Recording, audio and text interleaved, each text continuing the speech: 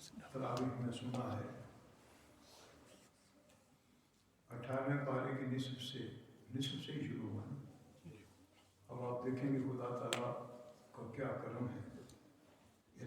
इरशाद फरमाया या अय्युहल्लज़ीना आमनू, ऐ ईमान वालों। कितनी खूबसूरती के साथ ईमान वालों का अल्लाह ताला बयान फरमाता है और खिताब फरमाता है।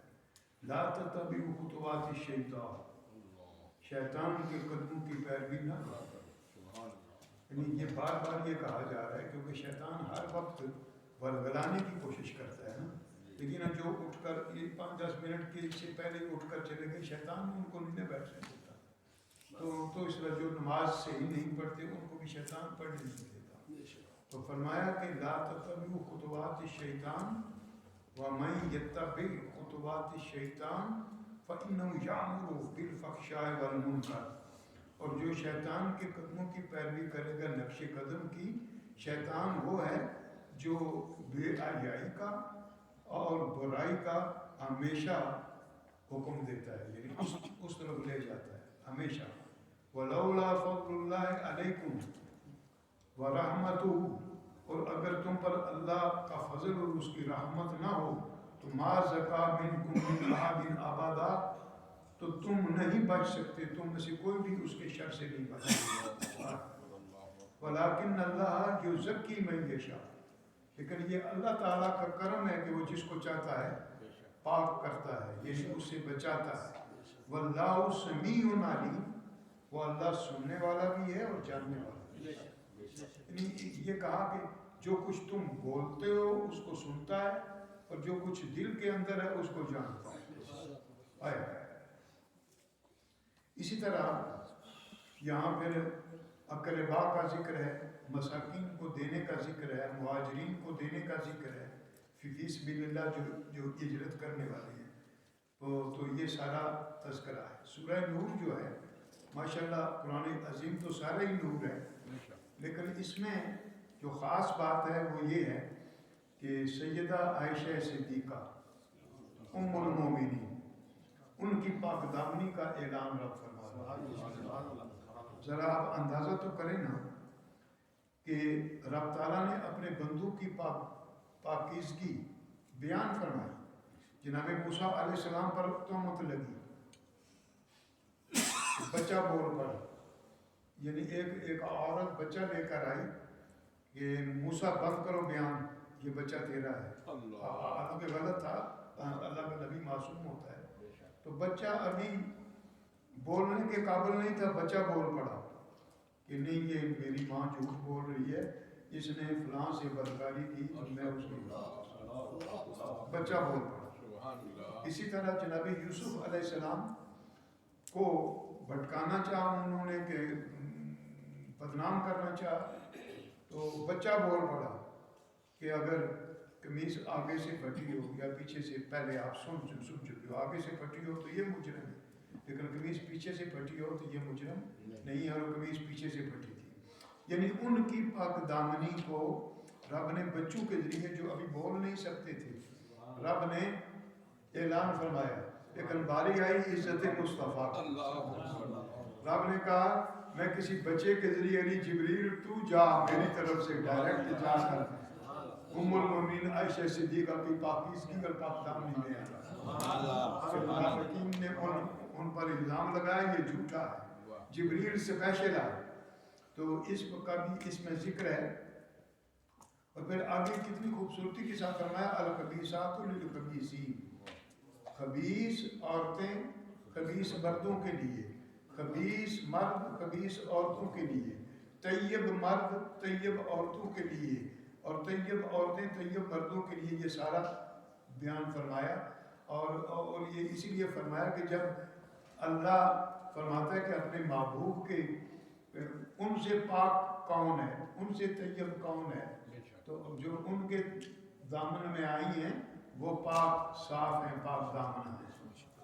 फिर फरमाया कि या ये भी आदाब हैं आगे, ऐ ईमान वालो, ला तदखुलू बुयूतन गैरा बुयूतिकुम हत्ता तस्तानिसू, जब तक इजाज़त ना मिले किसी दूसरे के घर में दाखिल نہ ہو کتنی عمدہ انداز سے، کیونکہ ہمارے لوگ ہیں تو کچھ ہی میں گیا اتنے دوروں گیا ہوں، میں تو محنت کر کے گیا تو اگلے دروازہ ہی نہیں کھولیا۔ خدا کے بندے جو بھی ہو تو نہ داخل ہو حتیٰ تستانسو او و تسلموا علی اہلہا، اور وہ جو گھر والے ہیں ان کو سلام کرو۔ یہاں یہ میں ہمیشہ بیان کرتا ہوں، یہ آداب ہے، سوسائٹی کے آداب ہے۔ فرمایا پہلے تو جاؤ، چاہے کتنا ہی قریبی دوست تمہارا کیوں نہ ہو، جاؤ ناک کرو، بیل کرو، نہ آئے آواز تو ناک نہ چڑھاؤ، واپس آ جاؤ، کوئی مجبوری ہوگی یا کوئی وجہ ہوگی۔ پھر فرمایا کہ اگر کسی کی اجازت مل جائے تو داخل ہو تو گھر والوں کو سلام دو، ان گھر والوں کو ایون خود بھی گھر میں جاؤ تو گھر والوں کو سلام دو۔ بلکہ یہاں اسلم اللہ علی قاری اور دیگر لکھتے ہیں کہ اگر گھر خالی ہو تو میرے محبوب آقا نے فرمایا مجھ پر سلام دو۔ کیوں کہ لِأَنَّ رُوحَهُ، کیونکہ سرکار کی روح حاضر ہوتی ہے مومنوں کے گھروں میں، واہ ایمان والوں کے گھروں میں، کافروں کے گھروں میں نہیں، مومنوں کے گھروں میں سرور عالم کی روح مقدس حاضر ہوتی ہے۔ اگر کوئی گھر والا ہو تو اس کو سلام دو، کوئی نہ ہو تو پھر سرکار کو سلام دو۔ آئے آئے ذالکم خیر لکم لعلکم تذکرون، یہی تمہارے لیے بہتر ہے تاکہ تم غور و فکر کرو۔ فَإِن لَمْ تَجِدُوا فِيهَا أَحَدًا، اگر گھر کے اندر کوئی موجود نہ ہو تو فَلَا تَدْخُلُوهَا، مت داخل ہو حَتَّى يُؤْذَنَ لَكُمْ، جب تک تمہیں اجازت نہ ملے۔ یہ بھی آداب سکھائے جا رہے ہیں۔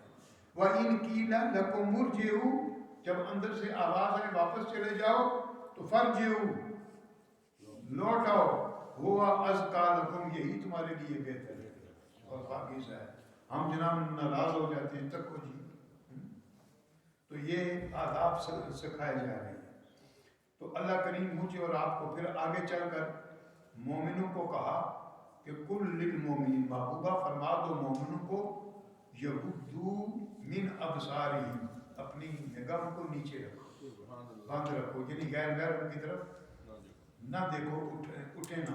وَيَحْفَظُوا فُرُوجَهُمْ، اور انہیں حکم دو کہ اپنی شرمگاہوں کی حفاظت کریں، ناجائز زنا وغیرہ معاذ اللہ یا اس طرح کا کوئی فعل حرام نہ کریں۔ ذَلِكَ أَزْكَىٰ لَهُمْ، یہی ان کے لیے بہت پاکیزہ ہے۔ ان اللہ خبیر بما یصنعون، اور یہ بھی یاد رکھو بناوٹ نہ کرنا، رب جو کچھ تم کرتے ہو اس کو وہ جانتا ہے، خبر رکھتا ہے۔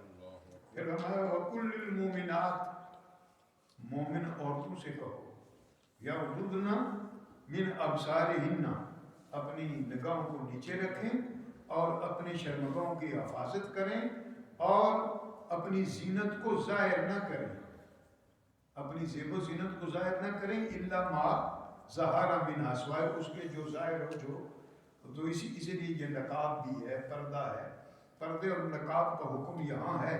اور پھر فرمایا کہ اپنے خمر، اپنی چادریں اور اپنے دوپٹے، چادریں دوپٹہ پتلا ہوتا ہے، چادریں اپنے گریبانوں میں رکھو، ولا یبدین زینتہن، اور انہیں یہ حکم دو کہ اپنی زینت کو ظاہر نہ کریں کسی پر سوائے اپنے خامدوں کے یا اپنے آبا کے، والدین اور والد کے، یا آبائے بعولتہن، یا اپنے خامدوں کے والدوں کے، یا ابنائہن، یا اپنے اولاد کے بیٹوں کے، او ابنائے بعولتہن، یا اپنے خامد کے کسی اور سے بھی بیٹے ہو تو وہ بھی محرم ہوتے ہیں، یعنی جو محرم اور غیر محرم کی یہاں تقسیم بتائی جا رہی ہے۔ محرم کے آگے ٹھیک ہے زیب و زینت ہو جائے، لیکن غیر محرم کے سامنے بعض لوگ یہاں کہتے ہیں یہ چہرہ جو ہے نا خاتون کا، عورت کا، یہ سب سے بڑی زینت ہے، اللہ نے بنائی ہے، تو زینت کو ظاہر نہ کرو۔ تو اس طرح یہ ساری تفصیلات بیان ہوئی ہیں۔ اور مالک الملک نے جہاں سورہ نور شریف میں یہ بیان کیا اور سیدہ عائشہ صدیقہ کی پاک دامنی بیان کی، اسی طرح مالک الملک نے دیگر احکامات کا بھی نزول فرمایا.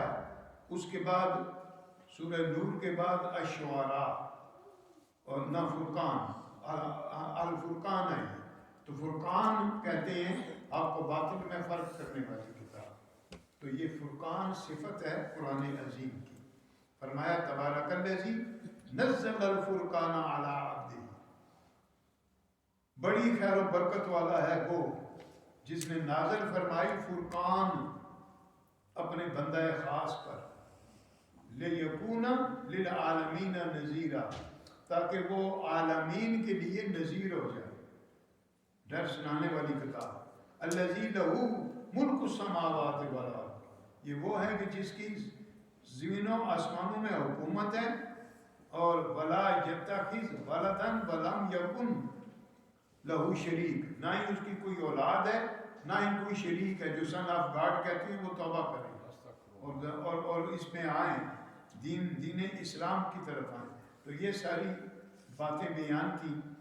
اور ظاہر ہے کہ اللہ کا قرآن ہے، اس کی بے شمار چیزیں. انشاءاللہ ہم رمضان شریف کے بعد کوشش کریں گے کہ درس قرآن تفصیلی ہو انشاءاللہ. اس کے بعد الشعراء ہے.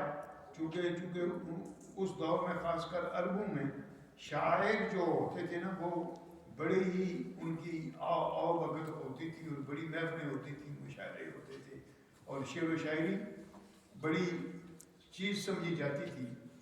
اور انہیں کا ذکر ہے، پھر ان کے بارے میں بتایا گیا ساری تفصیلات ہیں.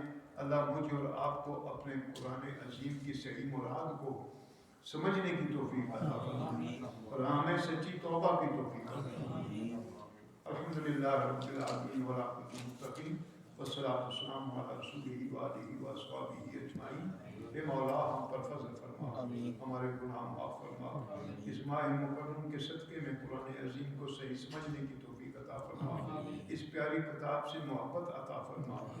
ہمیں ایمان اور اخلاص عطا فرما. ہمیں ہر گناہ سے محفوظ رکھنا. ہمارے گھروں میں پاکیزگی عطا فرما. ہمارے دلوں اور دماغوں میں پاکیزگی عطا فرما.